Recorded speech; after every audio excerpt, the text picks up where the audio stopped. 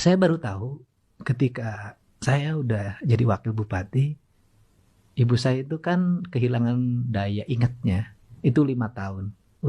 Ketika usia saya 22 tahun, ibu saya udah kehilangan daya ingat. Dia nggak kenal saya, kalau ketemu saya harus cerita dulu panjang baru dia meluk saya dan bilang Didi.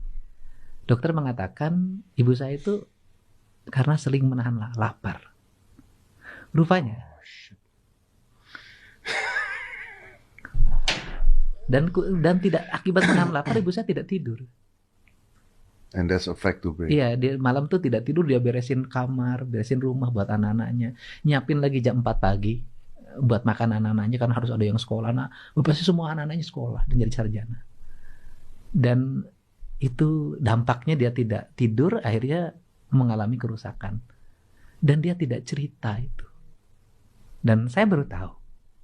Jadi ini Bapak ada di sini, itu Iya. adalah pengorbanan seseorang. Ibu saya. Kalau bapak saya umurnya sekarang 91 tahun, itu pengorbanan ibu saya. Bapak saya makannya dipisahin, harus bergizi. Gelasnya beda, piringnya beda, tempat nasinya beda. Dan ibu saya melindungi bapak saya. Dan punya anak 9, anaknya sekolah. Tak ada satu jengkal tanah pun kami yang terjual. Ibu saya tidak pernah jajan di warung. Kalau dia belanja ke warung, dia beli kebutuhan untuk anak-anaknya. Dan kadang kalau dia pergi ke warung sembunyi, karena takut anaknya ikut.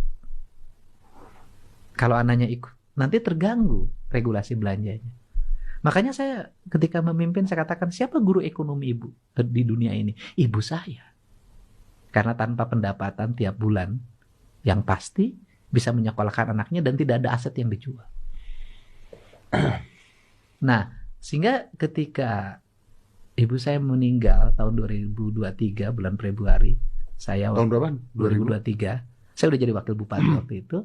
2023. 2003.